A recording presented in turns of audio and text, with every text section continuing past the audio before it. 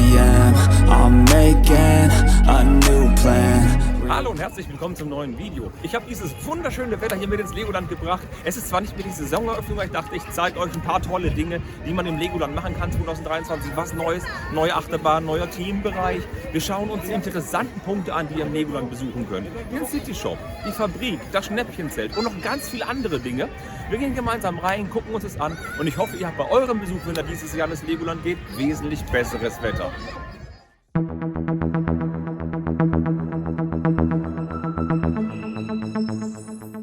Das ist der aktuelle Parkplan des Legolandes im Jahr 2023. Oben rechts sehen wir hinter dem Land der Pharaonen den neuen Themenbereich Mythica, in der auch die neue Achterbahn Maximus steht, ebenso wie 3 neue Freefall Tower mit 13 Meter Höhe für die Kleinen und einem Baubereich. Jo, und ich habe jetzt extra mal diese Karte ausgewählt, denn das ist unser zentraler Punkt. Hierauf werde ich immer wieder verweisen. Von hier aus werden wir immer an die Punkte zurückgehen, dass ihr auch auf der Karte seht, wo sich eben die entsprechenden Punkte, wo ich gerade rede, befinden. Werde ich mit einem Marker eben versehen und wir springen gleich mal direkt in den neuen Themenbereich Mythica rein. Genau dahin und hier drin, wie gesagt, Achterbahn und Freefall Tower. Wir sind im neuen Themenparkbereich Mythica mit der Achterbahn Maximus und neuen Freefall Towern. Da gehen wir jetzt durch, das ist das Mythica-Portal. Dort haben wir ein paar lustige Dinge und die Achterbahn fährt auch. Das ist ein neuer Wing Coaster. Man sitzt hier nicht wirklich in der Achterbahn auf dem Warntritt, sondern seitlich der Achterbahnschienen. Und dann hat man die Füße frei, kann einen baumeln lassen und da fahren wir jetzt eine Runde. Da habe ich richtig Bock drauf. Das ist das Mythica-Eingangsportal. Hier haben wir noch Bildschirme zu unserer linken und rechten, in der wir den Flug des Maximus mitverfolgen können, währenddessen die Achterbahn fährt. Hier auch der riesige Eingangsbereich mit dem coolen Löwenflügelteil mit einer riesigen Warteschlange. Hier sehen wir die 3 Freefall Tower mit den 13 Meter Höhen. Und noch einen Baubereich für die Kinder, den ich angekündigt habe. Neben dessen, dass wir so viele Lego-Bauten haben hier in der Gegend, ist es auch so, dass es so kleine AR-Plaketten gibt, die man mit dem Handy scannen kann, um gewisse Dinge zum Leben zu erwecken in der Augmented Reality. Diese Plaketten sieht man überall im ganzen Park, nicht nur in Mythica. Und hey, guck mal, da fliegt ja jetzt gerade hier eine Bahn hoch. Und ich meine, wir können uns mal zugucken, wie die da runtersausen, oder?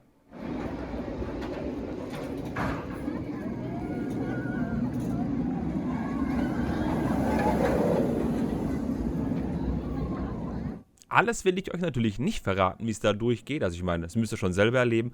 Ein Highlight ist aber definitiv der Korkenzieher hier am Ende. Und damit es auch nicht langweilig wird, in dieser riesigen großen Schlange zum Anstehen ist es so, dass innerhalb der Wartezeitenbereiche auch kleine Lego-Bauten sind. Natürlich sind es nicht allzu anspruchsvoll, aber die kennen wir so als Sets natürlich nicht.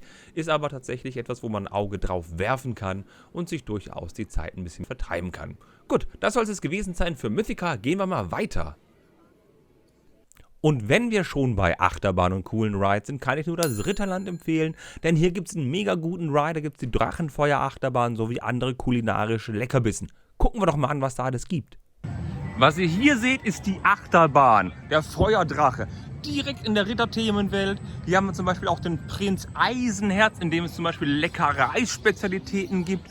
Und nebendran eben auch den Ritterschmaus, in dem man sich auch eben niederlassen kann zum Essen. Da gibt es auch Würstchen, da gibt es andere Dinge. Ist auf jeden Fall auch mal für den kleinen Hunger gut. Und hier ist der Eingang zur Drachenachterbahn, zum Feuerdrachen. Richtig cooles Teil. Nebendran noch ein Shop. Hier ist ein Rittershop. Wenn ihr coole Rittersets wollt, wie zum Beispiel der Lego Burg 10305 oder Rivendell 10316, kriegt ihr die da teilweise auch. Also da werden auch richtig coole Sets verkauft. Komm, wir gucken einfach mal rein, was wir da haben. Wir haben hier natürlich am Eingang, was jedes Kind liebt, Süßigkeiten en masse. Da kann man hier sich bedienen. Natürlich gegen Geld, versteht sich. Und wir haben hier noch ein bisschen Zubehör, Kleidung. Und jetzt gucken wir mal auf der anderen Seite. Das ist das, was ich euch als Geheimtipp raten kann. Und guck mal, wir haben Glück.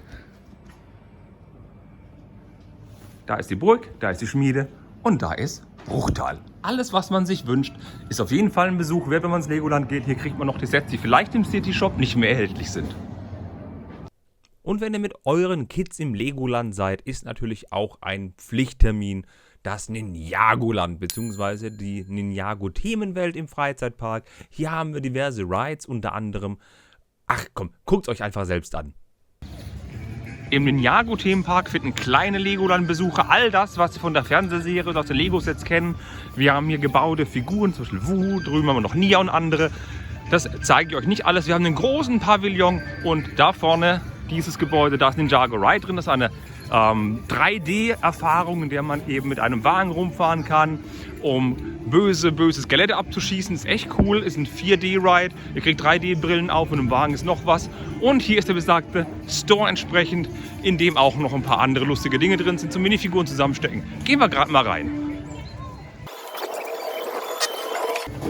Im Store gibt es natürlich allerhand an Ninjago-Sets, die man kaufen kann und Ninjago-Zubehör. Und hier sind die besagten Schütten mit den kleinen Teilen der kleinen Ninjago.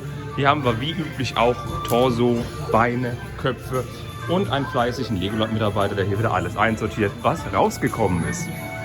Natürlich mit das Wichtigste, was wir auch dabei haben, sind Waffen für die Kinder, dass sie ihre Ninjago-Figuren auch schön ausstatten können. Und wer schnell ist, kann auch Sets ergattern, die woanders schlecht erhältlich sind.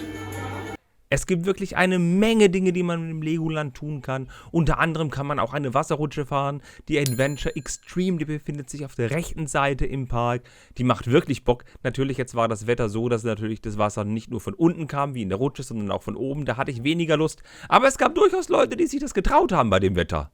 Was häufig überhaupt übersprungen oder vergessen wird, was ich auch in meinen letzten Legoland-Videos nie erwähnt hatte. Es gibt auch Attraktionen mit Wasser. Hier zum Beispiel haben wir eine wunderbare Wasserrutsche, bei dem Wetter natürlich nicht ganz so prickelnd. Die ist auf dem Weg zum Mythica-Land eben auch nebendran. Wenn Sonne scheint, ist es super, wenn man da die schöne Wasserrutsche runterrasseln kann. Und nebendran ist auch zum Beispiel noch, ich glaube, da kommt gerade jemand, so wie die Kamera darüber geht, da hat gerade jemand richtig Spaß bei dem schönen Wetter. Zum Glück regnet es jetzt nicht mehr. Ist nebendran noch die Piratenwelt und da gibt es auch noch was ich euch zeigen will. Da gibt es auch einen richtig coolen Ride und das Ding macht sowieso Spaß. Ich überlege mir gerade, ob ich da jetzt rein soll.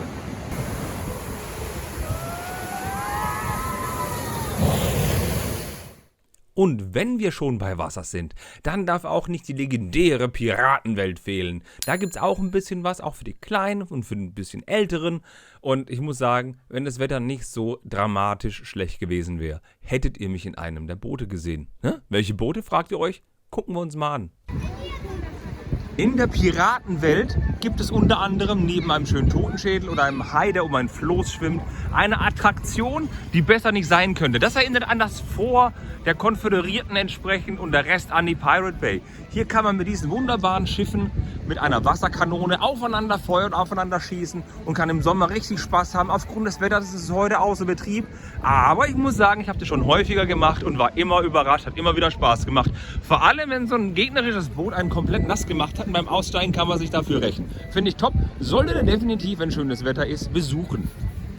Es gibt durchaus auch Attraktionen, die weniger nervenkitzelerregend sind, sondern auch mal was zum Entspannen. Da kann ich zum Beispiel auch ein Kino empfehlen. Ein 4D-Kino. Dort laufen stündlich Filme und das findet ihr in der Nähe des Steak Grillhauses bzw. des Sea Life. Ach ja, übrigens, ein Sea Life gibt es da drin auch. Aber nun erstmal ab zum Kino.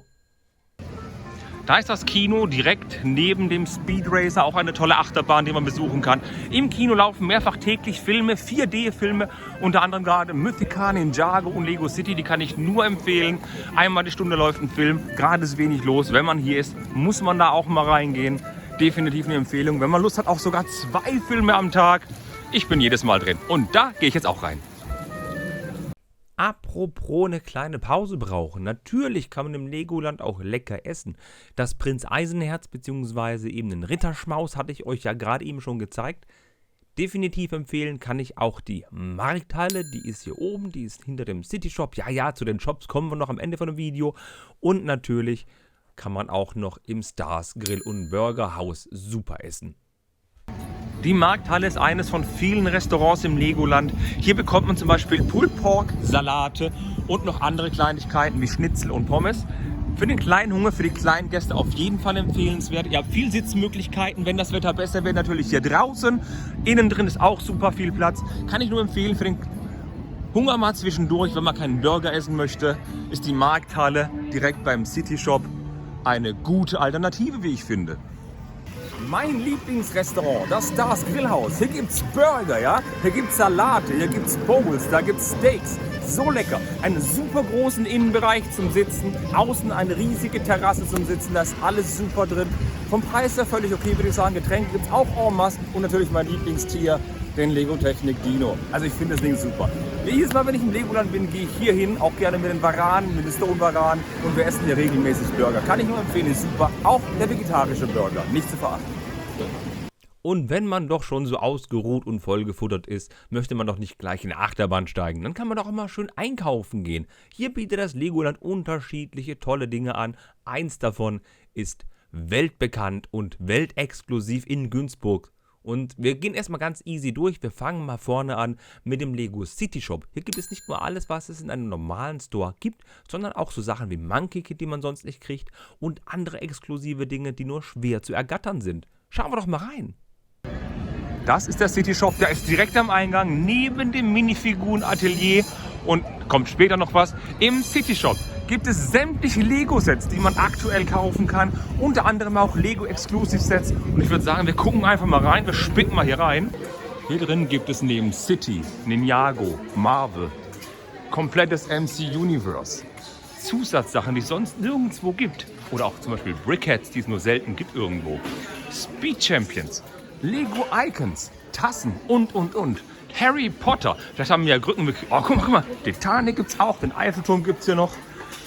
Hier ist noch einiges am Start, das woanders ausverkauft ist. Unter anderem auch der Daily Bugle gibt's hier noch. Also hier wird man definitiv fündig. Durchaus auch noch die ganzen Gebäude, Botanical Collection Sets, Lego Technik und. Also es ist durchaus möglich, dass man hier was findet und viel Geld ausgibt.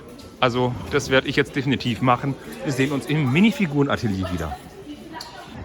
Direkt hinter dem Eingang, gegenüber des City Shop, ist das Minifiguren-Atelier. Dort könnt ihr Minifiguren zusammenstecken, Beine, Köpfe, Körper. Könnt euch eine super Minifigur zusammenbasteln. Das Stück 2,50, 6 Stück 12 Euro. Und es gibt super Zubehörsachen. Aktuell gibt es noch Ritterschilde, Schwerter und ganz viel Zeug. Es lohnt sich definitiv reinzugehen. Auch seine Minifigur kann man hier lasern lassen, personalisieren lassen mit einem Schriftzug. Alles da drin möglich. Müsst ihr auf jeden Fall reingehen, wenn ihr Minifiguren haben wollt, denn da ist der einzige Punkt, wo ihr das machen könnt, was zumindest die normalen Minifiguren angeht. Es gibt noch weitere Minifiguren-Shops, zum Beispiel bei Ninjago, das zeige ich euch auch noch, da könnt ihr auch Ninjago-Figuren zusammenstöpseln. Und das Ding, wofür es sich auf jeden Fall lohnt, in das Legoland zu gehen, was jedes Kind und jeder Erwachsene liebt, ist die Fabrik. Die Fabrik ist nicht nur irgendeine Fabrik, wie man sie sich vorstellt. Nein, das ist ein Gebäude, in dem hunderte Plastikschütten stehen, in denen sortenrein und farbrein sortierte Legosteine sind, die man eben gewichtsweise kaufen kann. 100 Gramm kosten 9,99 €. Tiere und Zubehörsets sind natürlich ein bisschen anders gepreist, steht aber alles auf den Schütten mit drauf, wie viel was kostet. Und da kann man nach Herzenslust Steine mitnehmen. Also da gibt es so viele Dinge, also auch bedruckte Fliesen und Schlag mich tot, Pferde und Röcke und Schlag mich tot. Ach, guckt euch mal alles mal selber an hier. Das ist die Legoland-Fabrik. Da drüben ist der Eingang, da kann man sich dort oben einen Film anschauen, wie Legosteine entworfen werden, wie Legosteine gemacht werden. Dann kommt man an eine Tour durch das Legoland-Fabrikgebäude durch, in der man dann auch sieht, wie diese Spritzgussmaschinen, jetzt habe ich es aber, bei Lego arbeiten, in der man eben auch sieht, wie die Teile bedruckt werden, wie sie verpackt werden und hat die Full Experience des Legosteins mit dran und man kommt am Ende der Tour hier unten raus in dem Gebäude. Das ist die Fabrikhalle. Hier drin werden Erfolträume werden, denn dort drin, also außer der Kollege da drüben schreit noch mal so, hier drin bekommen wir Lego Einzelsteine und das ist in Europa und sogar weltweit die einzige Lego-Fabrik, wo man so viele Teile kaufen kann. Das ist wie eine Pick-a-Brick-Wand, nur mit viel mehr Steinen. So, hier drüben ist der Eingang, direkt am Bahnhof drüben, im Fabrik-Shop. Wir gehen einfach mal rein und wir gucken uns da drin mal um. Das sind schüttenweise Lego-Steine. Dort kann man sich wirklich bedienen. Und da haben wir so viele Möglichkeiten. Da werden wir auch schon nett begrüßt hier von dem Lego-Mitarbeiter hier. Und hier haben wir schüttenweise Zeug. Hier haben wir so viel Steine mit drin. Egal, ob das jetzt spezielle Steine sind, wie die hier, Mauersteine. Oder auf der anderen Seite, ich gehe mal rüber. Hier haben wir zum Beispiel ganz normale Basissteine. 1x6, 2x4 und so weiter und so fort. Also ihr seht schon, ich gehe mal kurz hoch mit der Kamera. Hier drin kriegt ihr so viel Zeug und es ist wirklich weltweit einzigartig. Es gibt Tiere, es gibt Schienen, es gibt Technikteile, es gibt, also ihr könnt euch, ich zeige euch mal was ganz Tolles, guck mal, Da sind ganz viele Leute heiß drauf. Pferdedecken. Das ist wirklich krass, was es hier alles gibt. Und das nicht genug. Wir haben zum Beispiel auch noch ganz tolle Teile. Hier drüben Spezialteile wie Tiere, Ketten, Stoßfänger, alles Mögliche da. Also wenn ihr im Legoland seid, müsst ihr definitiv in die Lego-Fabrik gehen. Und wisst ihr, was ich jetzt machen werde? Ich gucke mir jetzt all diese Teile hier an und gehe hier in den Schütten ein bisschen shoppen. Ebenfalls ein Besuch wert ist das Legoland Outlet. Früher hieß es Schnäppchenzelt, das war auch noch ein Zelt gewesen. Dort konnte man eben Sets erstehen, die es nicht mehr gibt oder eben die raus mussten. An dem Konzept hat sich nichts geändert, es ist aber wesentlich größer geworden. Wir haben eine Halle, dort drin befinden sich Sets, die eben einfach raus müssen, wo eben, es gibt teilweise sogar EOL-Sets, die da drin sich verstecken und die man zu einem günstigen Taler noch kriegen kann.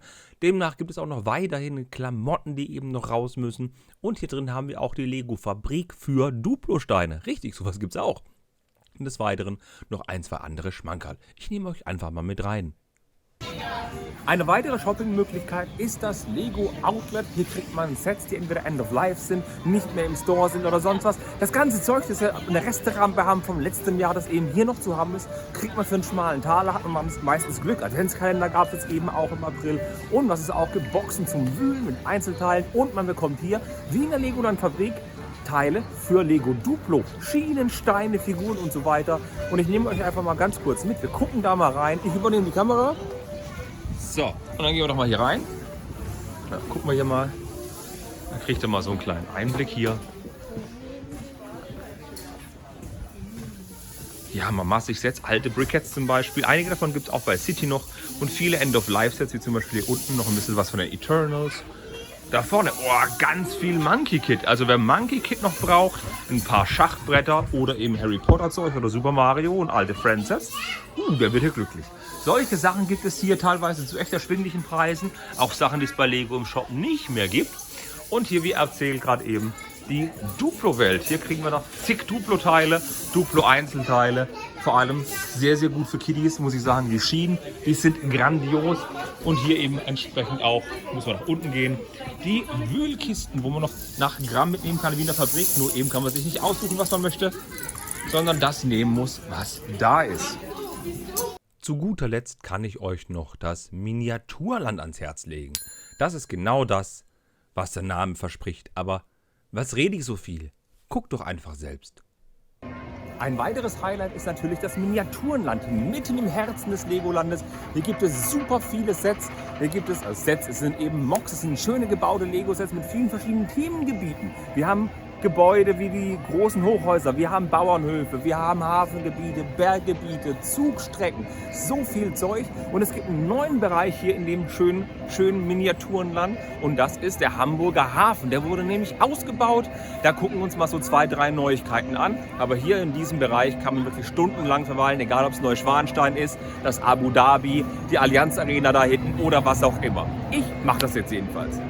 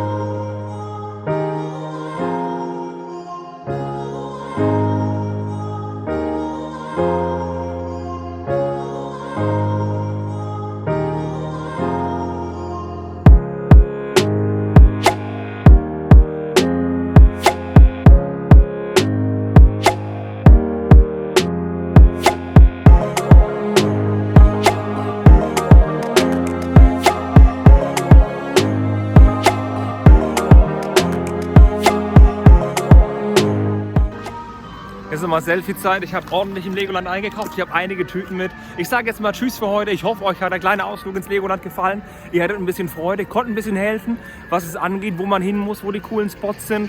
Und falls ihr im Sommer da seid oder wann auch immer, schreibt auch gerne in die Kommentare. Lasst einen Daumen nach oben da, falls das Video euch was gebracht hat. Würde mich super freuen. Ich fahre jetzt erstmal nach Hause, dann packe ich aus und baue ein bisschen was. Habt noch einen schönen Tag. Bis dann. Tschö.